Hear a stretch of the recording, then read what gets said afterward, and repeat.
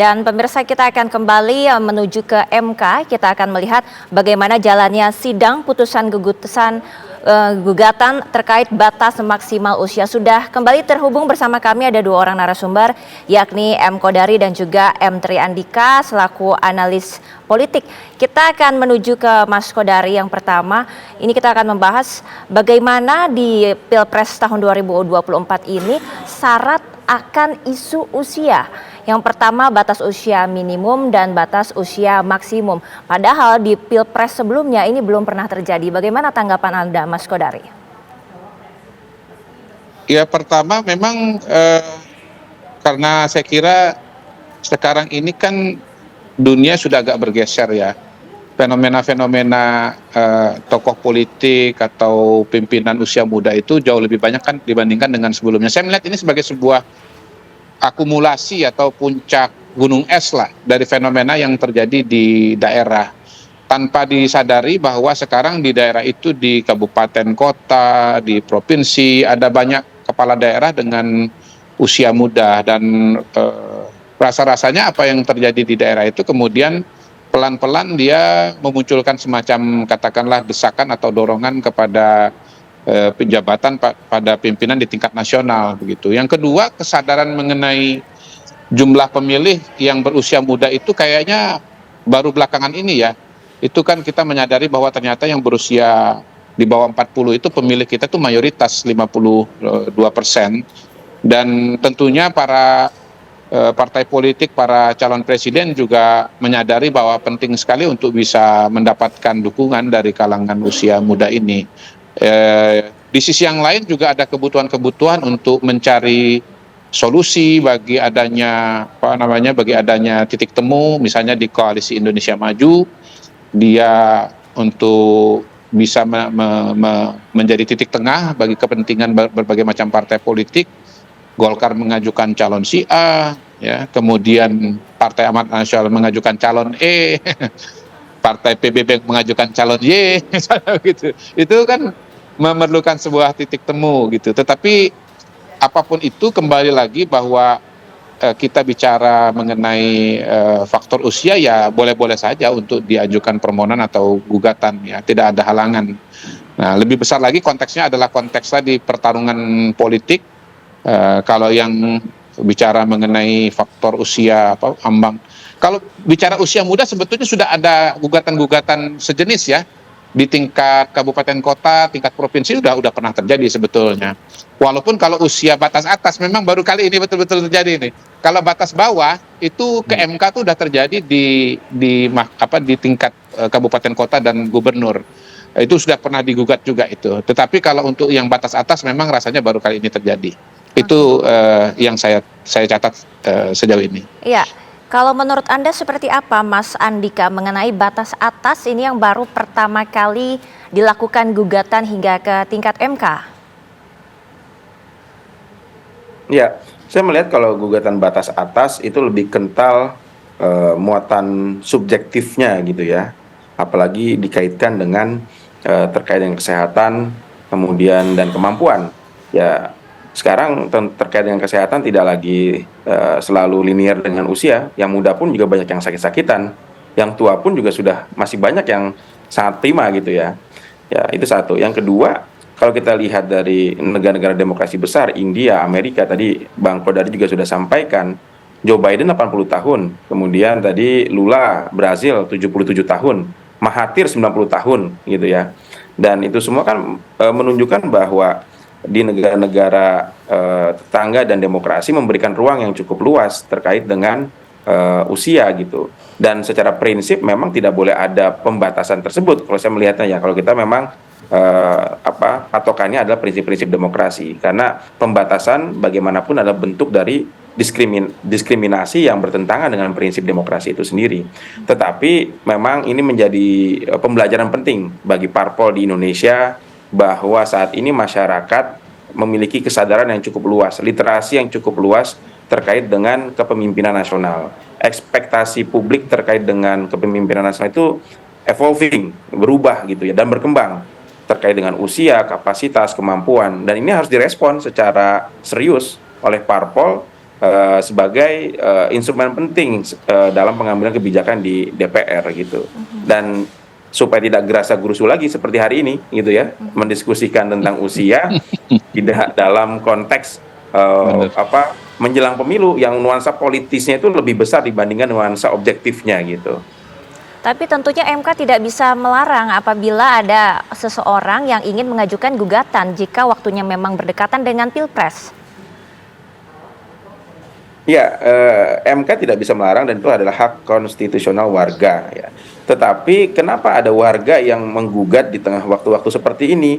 Bisa jadi karena saluran politiknya mandek gitu ya di parpol dan di parlemen yang selama ini tidak diberikan ruang, sehingga ya kayak Bang Effendi mungkin juga Bang Kodari pernah mengajukan gugatan-gugatan yang mirip gitu ya terkait dengan isu pemilu kepada MK di tengah-tengah waktu seperti ini ya, karena saya melihat ada sumbatan yang tidak tersalurkan secara memadai yang diberikan oleh partai politik kepada masyarakat gitu. Oke, baik.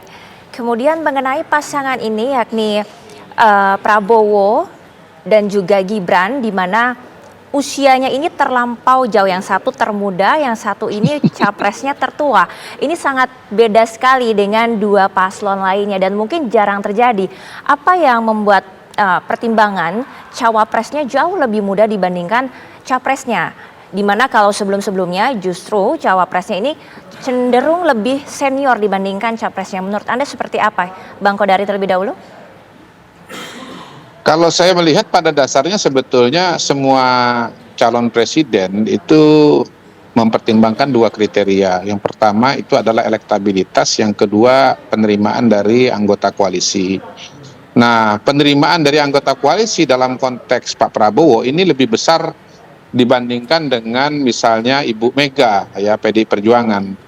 Karena PDI Perjuangan itu kan partainya sangat besar, bahkan bisa maju sendiri, jadi suatu pengecualian yang sangat penting tanpa harus berkoalisi dengan partai manapun juga. Gitu. Di situ Bu Mega bisa dalam tanda kutip ya dominan sekali dalam mengambil keputusan. Ya P3 tidak setuju pun juga bisa mengatakan tidak peduli begitu. Dan itu saya kira kita sudah lihat pada pidato Bu Mega di GBK beberapa waktu yang lalu. Beliau mengatakan kalau mau ikut saya ya ayo, kalau nggak mau ikut saya ya nggak apa-apa gitu. Sambil ngayun-ngayun begini itu Bu Mega itu.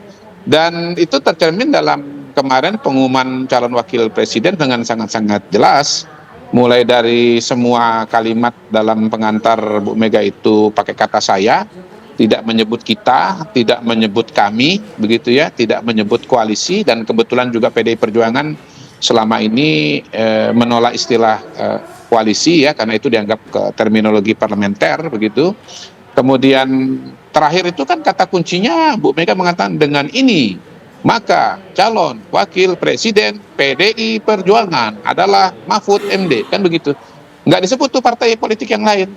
Nah, apakah Pak Prabowo bisa membuat pengumuman seperti itu? Misalnya, dengan ini maka calon wakil presiden dari Gerindra adalah Gibran Raka Buming Raka. Sementara di kanan kirinya ada Golkar, ada PAN, itu nggak bisa. Bahkan saya lihat kemarin waktu mengumumkan Gibran sebagai calon wakil presiden, justru yang disebut lebih dulu itu adalah Partai Golkar, ya Golkar, Partai Demokrat, Partai Amanat Nasional, Golkar, Partai Amanat Nasional, Partai Demokrat, baru Gerindra disebut belakangan, gitu.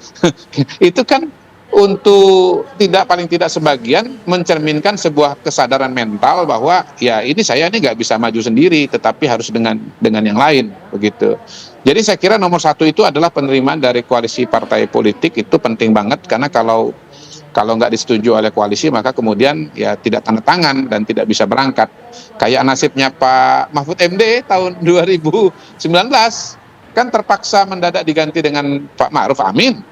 Karena ada anggota-anggota koalisi yang tidak setuju dengan Pak Mahfud MD begitu. Dan pada waktu itu PDI Perjuangan mungkin tidak bisa berlaku seperti sekarang ini, karena di tahun 2019 PDI Perjuangan belum cukup untuk bisa mengajukan calon sendirian tanpa calon-calon yang lain. Tetapi sekarang sudah bisa gitu. Termasuk misalnya P3 sudah mengajukan Bang Sandi Uno gitu ya dengan sangat sungguh-sungguh.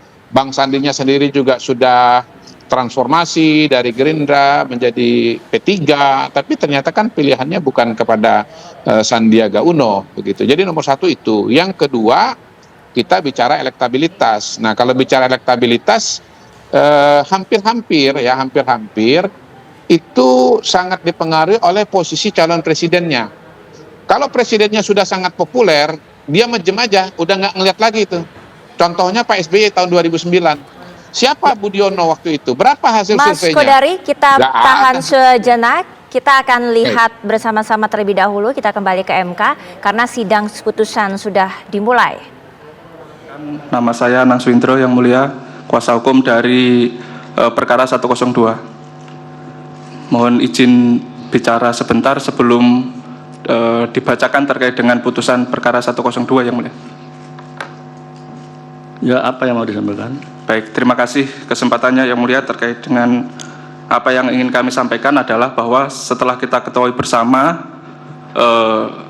terkait dengan permohonan yang kami ajukan ini adalah berkaitan dengan persyaratan calon presiden dan calon wakil presiden, yang kemudian kita juga sama-sama mengetahui bahwa keponakan yang mulia Ketua Mahkamah Konstitusi Mas Gibran Raka Buming Nanti Raka. sebentar.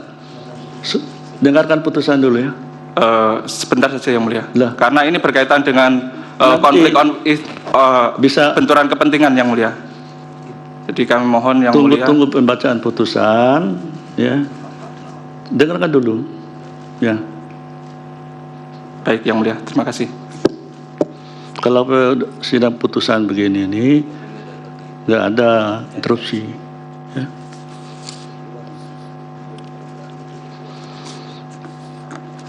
Saya ulangi, putusan nomor 102 garis miring PU garis datar 21 garis miring 2023.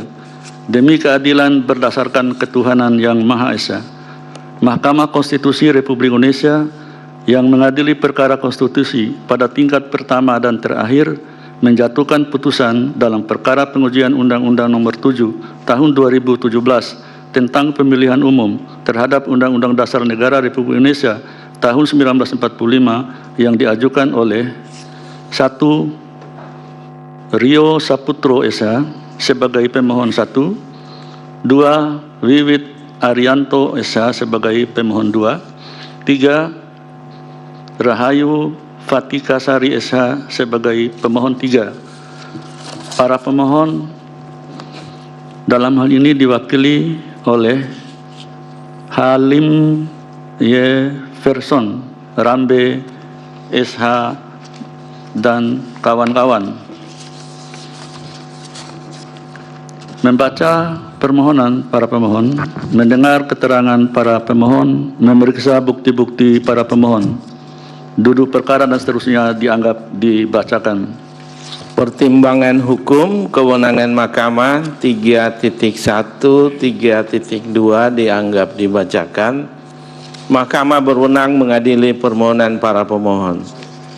Kedudukan hukum pemohon 3.3, 3.4, 3.5 dianggap dibacakan. Menurut Mahkamah, para pemohon memiliki kedudukan hukum untuk mengajukan permohonan akuo. 3.6 menimbang bahwa oleh karena Mahkamah berwenang mengadili permohonan akuo dan para pemohon memiliki kedudukan hukum untuk bertindak sebagai pemohon, selanjutnya Mahkamah akan mempertimbangkan pokok permohonan. Pokok permohonan menimbang bahwa dalam mendalilkan inkonstitusionalitas bersyarat norma pasal 169 huruf D dan huruf Q Undang-Undang 7 2017, para pemohon mengemukakan dalil sebagaimana selengkapnya telah dimuat dalam bagian duduk perkara yang pada pokoknya sebagai berikut. 1. Bahwa menurut para pemohon, Pasal 169 huruf D Undang-Undang 7 2017 mengatur tidak pernah mengkhianati negara serta tidak pernah melakukan tindak pidana korupsi dan tindak pidana berat lainnya. Dalam norma dan frasa tersebut tidak mengatur secara jelas dan rinci mengenai tindak pidana berat lainnya yang ada dalam peraturan perundang-undangan.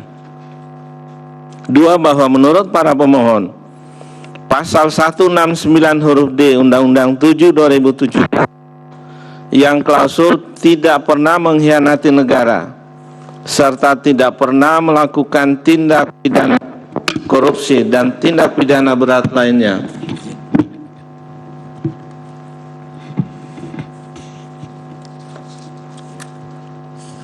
Saya ulangi, bahwa menurut para pemohon, Pasal 169 huruf D Undang-Undang 7 2017 pada klausul tidak pernah mengkhianati negara serta tidak pernah melakukan tindak pidana korupsi dan tindak pidana berat lainnya menimbulkan kekaburan norma sehingga menyebabkan tidak terpenuhinya asas kepastian hukum pada pasal tersebut.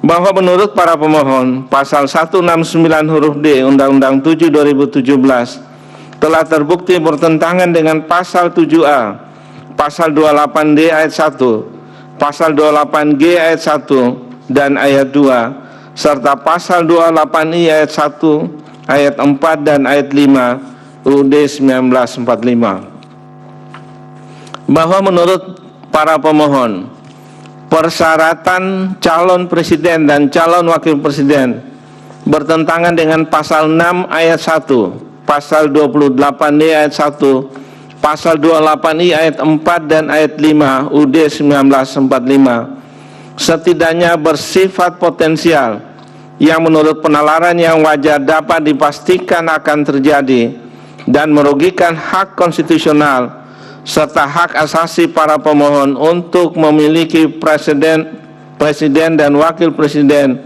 yang mampu secara rohani dan jasmani untuk melaksanakan tugas dan kewajiban sebagai presiden dan wakil presiden.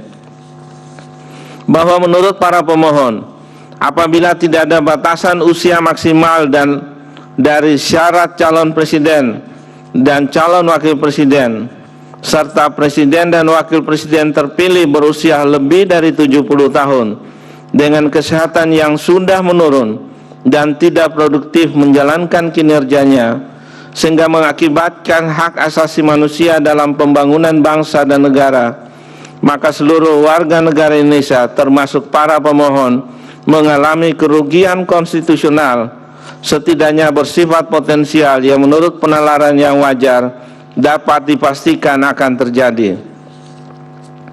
Bahwa berdasarkan dalil-dalil di atas, para pemohon memohon kepada Mahkamah untuk menyatakan A. Pasal 169 huruf D Undang-Undang Nomor 7 2017 dan seterusnya yang semula berbunyi tidak pernah mengkhianati negara serta tidak pernah melakukan tindak pidana korupsi dan tindak pidana berat lainnya bertentangan dengan Pasal 7A, Pasal 28D ayat 1, Pasal 28G ayat 1 dan ayat 2, Pasal 28I ayat 1, ayat 4 dan ayat 5 UUD 1945 dan tidak mempunyai kekuatan hukum mengikat secara bersyarat sepanjang tidak dimanai, tidak pernah mengkhianati negara, tidak pernah melakukan tindak pidana korupsi, tidak memiliki rekam jejak melakukan pelanggaran hak asasi manusia yang berat masa lalu, bukan orang yang terlibat dan atau menjadi bagian peristiwa penculikan aktivis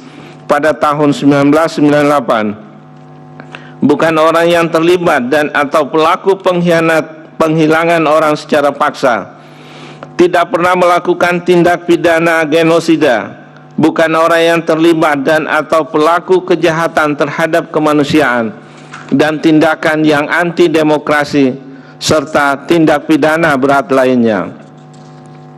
B. Pasal 169 huruf Q Undang-Undang Nomor 7 Tahun 2017 tentang pemilihan umum sebagaimana terakhir diubah dengan Undang-Undang Nomor 7 Tahun 2023 dan seterusnya yang semula berbunyi berusia paling rendah 40 tahun bertentangan dengan Pasal 6 ayat 1, Pasal 28D ayat 1, Pasal 28I ayat 4 dan ayat 5 UUD 1945 dan tidak mempunyai kekuatan hukum mengikat secara bersyarat sepanjang tidak dimanai, berusia paling rendah 40 tahun dan paling tinggi 70 tahun pada proses pemilihan.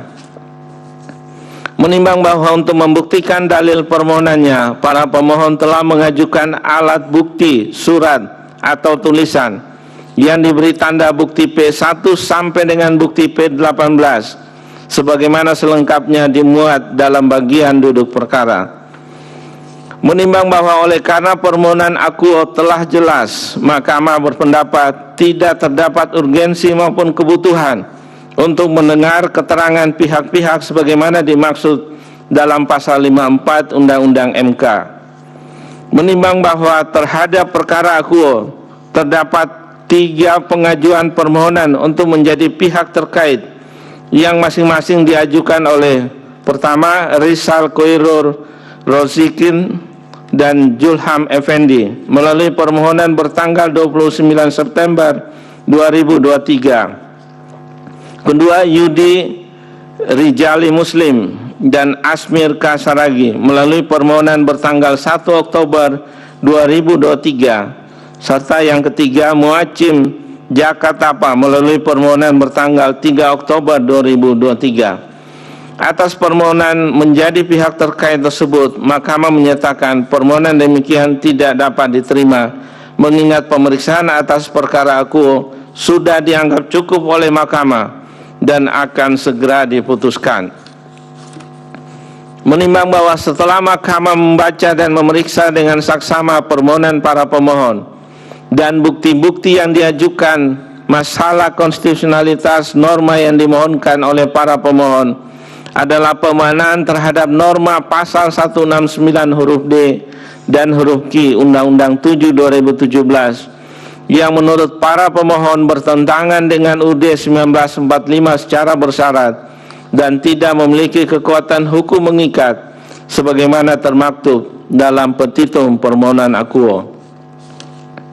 Menimbang bahwa berkenaan dengan isu konstitusionalitas sebagaimana termaktub dalam paragraf 3.11 tersebut, Mahkamah mempertimbangkan sebagai berikut. Bahwa berkaitan dengan isu konstitusionalitas yang dipersoalkan para pemohon, yaitu pemaknaan terhadap pasal 169 huruf D Undang-Undang 7 2017, yaitu pada frasa tidak pernah mengkhianati negara serta tidak pernah melakukan tindak pidana korupsi dan tindak pidana berat lainnya. Menurut para pemohon, frasa dalam norma tersebut tidak mengatur secara jelas dan rinci mengenai tindak pidana berat lainnya yang ada dalam peraturan perundang-undangan di Indonesia. Lebih lanjut, frasa tidak pernah mengkhianati negara serta tidak pernah melakukan tindak pidana korupsi dan tindak pidana berat lainnya menimbulkan kekaburan norma sehingga menyebabkan tidak terpenuhinya asas kepastian hukum yang bertentangan dengan pasal 7A, pasal 28D ayat 1, pasal 28G ayat 1 dan ayat 2, serta pasal 28I ayat 1, ayat 4 dan ayat 5 UUD 1945.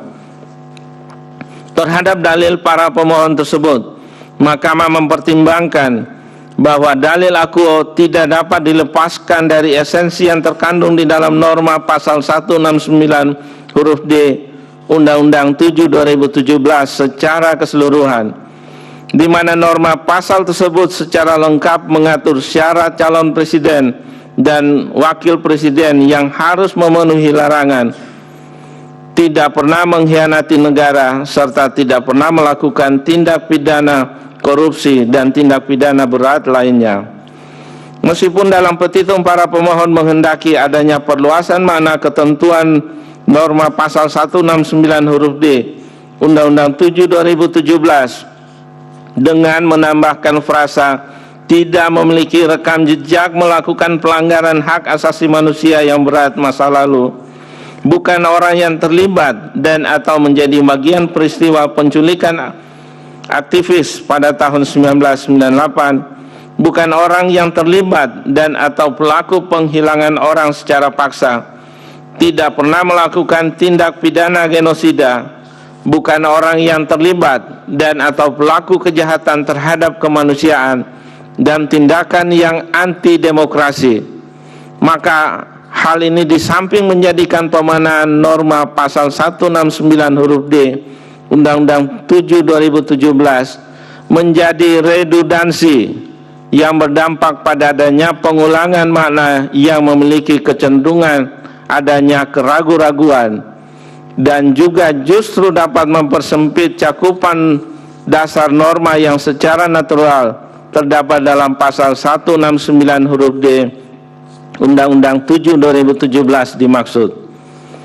Sebab dalam frasa tindak pidana berat lainnya dalam norma pasal 169 huruf D Undang-Undang 7 2017 sesungguhnya telah mencakup makna yang sangat luas, yaitu semua jenis tindak pidana berat, termasuk tindak pidana yang dimaksudkan oleh para pemohon, agar dimasukkan dalam perluasan pemahaman norma pasal 169 huruf D Undang-Undang 7 2017 sebagaimana petitum permohonan para pemohon. Dengan demikian mengakomodir apa yang menjadi keinginan para pemohon dengan cara memperluas pemahaman norma pasal 169 huruf D Undang-Undang 7 2017 menurut Mahkamah justru dapat melemahkan kepastian hukum yang sudah ada dan melekat pada norma yang bersangkutan. Terlebih apabila dicermati lebih jauh dalil-dalil permohonan para pemohon, khususnya yang berkenaan dengan keinginan untuk memasukkan atau menambahkan jenis tindak pidana berat sebagaimana dalam petitum permohonannya, tanpa memberikan penegasan apakah jenis tindak pidana berat yang dimaksud cukup dengan adanya anggapan, asumsi, dugaan telah ada penyidikan atau bahkan telah ada putusan pengadilan yang telah berkekuatan hukum tetap. Hal ini berakibat akan menambah kerumitan tersendiri pada waktu akan menerapkan norma hukum yang bersangkutan. Terhadap hal tersebut penting bagi Mahkamah untuk menegaskan bahwa seandainya pun yang diinginkan para pemohon jenis tindak pidana berat yang dimaksudkan untuk dimasukkan dalam norma pasal 169 huruf D Undang-Undang 7 2017, seyogyanya hal tersebut harus telah ada putusan pengadilan yang berkekuatan hukum tetap. Hal ini penting karena apabila keinginan para pemohon dikabulkan, maka justru akan berpotensi terjadinya pelanggaran terhadap asas praduga tak bersalah, presumption of innocence. Berdasarkan uraian pertimbangan hukum di atas, Mahkamah berkesimpulan dalil para pemohon perihal pemanaan terhadap pasal 169 huruf D Undang-Undang 7 2017 yang menurut para pemohon bertentangan dengan pasal 7A, pasal 28D ayat 1, pasal 28G ayat 1 dan ayat 2, serta pasal 28I ayat 1, ayat 4 dan ayat 5 UUD 1945 secara bersyarat dan tidak memiliki kekuatan hukum mengikat sepanjang tidak dimaknai sebagaimana termaktub dalam petitum permohonan akuo adalah tidak beralasan menurut hukum. Bahwa lebih lanjut berkenaan dengan dalil para pemohon yang mempersoalkan inkonstitusionalitas norma pasal 169 huruf Q Undang-Undang 7 2017 tidak mengatur adanya syarat batasan usia maksimal untuk menjadi calon presiden dan calon wakil presiden, sehingga hak konstitusional para pemohon untuk dapat memiliki presiden dan wakil presiden yang produktif, energik, serta sehat secara rohani dan jasmani, setidaknya bersifat potensial yang menurut penalaran yang wajar dapat dipastikan akan terjadi dan menimbulkan kerugian konstitusional apabila presiden dan wakil presiden yang terpilih dari hasil pemilihan umum yang memiliki usia lebih dari 70 tahun.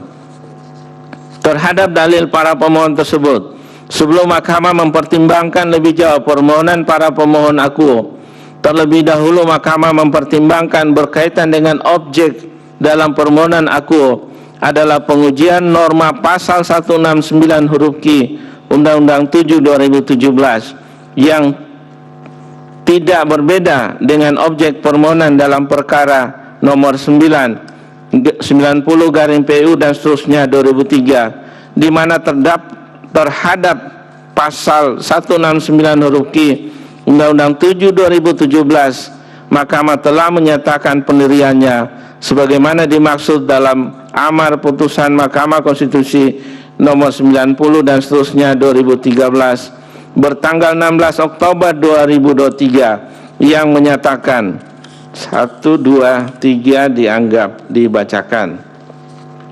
Oleh karena itu, terlepas dalam putusan akuo terdapat hakim konstitusi yang mempunyai alasan berbeda, concurring opinion, dan pendapat berbeda, dissenting opinion, berkaitan dengan norma pasal 169 huruf Q Undang-Undang 7 2017 yang menjadi objek permohonan akuo, telah memiliki pemahaman baru yang berlaku sejak putusan Mahkamah Konstitusi nomor 90 dan seterusnya 2023 tersebut diucapkan vide pasal 47 Undang-Undang MK, bukan lagi sebagaimana yang termaktub dalam permohonan para pemohon.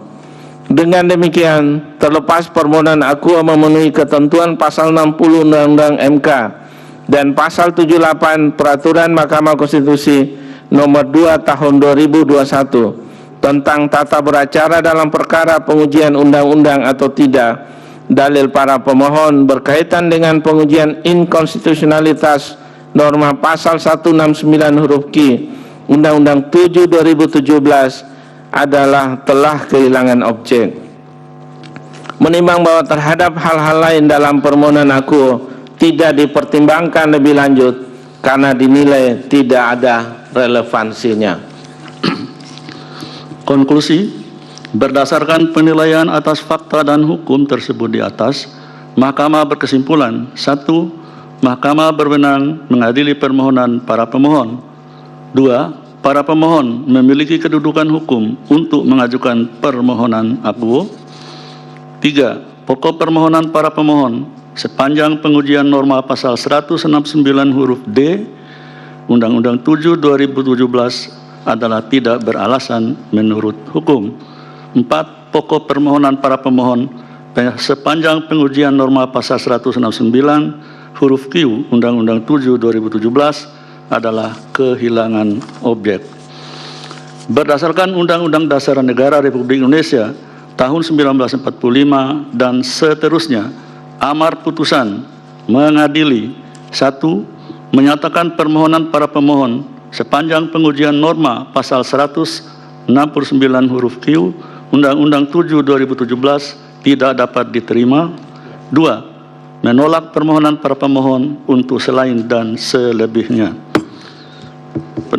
Pendapat berbeda, dissenting opinion, terhadap putusan Mahkamah Konstitusi akuo, Hakim Konstitusi Suhartoyo memiliki pendapat berbeda, dissenting opinion, sebagai berikut. Dissenting dianggap dibacakan. Demikian diputus dalam rapat permusyawaratan hakim oleh 8 hakim konstitusi, yaitu Anwar Usman selaku ketua merangkap anggota, Saldi Isra, Suhartoyo, M. Guntur Hamzah, Daniel Yusmi Pepoe, Arif Hidayat, Wahiduddin Adams, dan Manahan MP Sitompul, masing-masing sebagai anggota pada hari Selasa tanggal 17 bulan Oktober tahun 2023 yang diucapkan dalam sidang pleno Mahkamah Konstitusi terbuka untuk umum pada hari Senin tanggal 23 bulan Oktober tahun 2023 selesai diucapkan pukul 11.49 WIB oleh 8 hakim konstitusi tanpa dihadiri M. Guntur Hamzah, dengan dibantu oleh Ahmad Edi Subianto sebagai panitera pengganti, dihadiri oleh para pemohon dan kuasanya, Dewan Perwakilan Rakyat atau yang mewakili, dan Presiden atau yang mewakili. Yang mulia Pak Wakil, silakan. Ini terkait dengan keberatan saudara tadi ya. Ini kan tertibnya kalau pembacaan putusan itu tidak ada interupsi. Nah, itu perlu diperhatikan. Kalau ada keberatan saudara, sebetulnya keberatan itu sudah ada pelaporan ke kita. Anda tunggu sajalah perkembangannya ya. Tidak perlu ditanggapi. Silakan lanjutkan Pak Ketua. Selanjutnya, putusan nomor 104 garis miring PUU garis datar 21 garis miring 2023 demi keadilan berdasarkan ketuhanan yang Maha Esa. Mahkamah Konstitusi Republik Indonesia yang mengadili perkara konstitusi pada tingkat pertama dan terakhir menjatuhkan putusan dalam perkara pengujian Undang-Undang Nomor 7 Tahun 2017 tentang pemilihan umum terhadap Undang-Undang Dasar Negara Republik Indonesia tahun 1945 yang diajukan oleh Gulvino Guevarato. Selanjutnya disebut sebagai pemohon, membaca permohonan pemohon, mendengar keterangan pemohon, memeriksa bukti-bukti pemohon, duduk perkara dan seterusnya dianggap dibacakan. Pertimbangan hukum, 1. Kewenangan mahkamah. Mahkamah berwenang untuk memeriksa dan memutus permohonan akuo. Kedudukan hukum para pemohon 3.3, 3.4, 3.5 dianggap dibacakan. 3.6 menimbang bahwa oleh karena mahkamah berwenang mengadili permohonan akuo dan pemohon memiliki kedudukan hukum untuk bertindak sebagai pemohon, selanjutnya mahkamah akan mempertimbangkan pokok permohonan. Pokok permohonan menimbang bahwa dalam mendalilkan inkonstitusionalitas bersyarat norma pasal 169 huruf N dan huruf Q Undang-Undang 7 2017, pemohon mengemukakan dalil-dalil yang selengkapnya termuat pada bagian duduk perkara yang pada pokoknya sebagai berikut. 1. Iya pemirsa, hingga saat ini sudah ada 3 perkara yang diputus yakni ditolak oleh MK, yakni nomor 93, 96, dan 102. Kali ini MK masih membacakan untuk putusan nomor 104, 107, hingga 124. Breaking News TV One akan segera kembali sesaat lagi.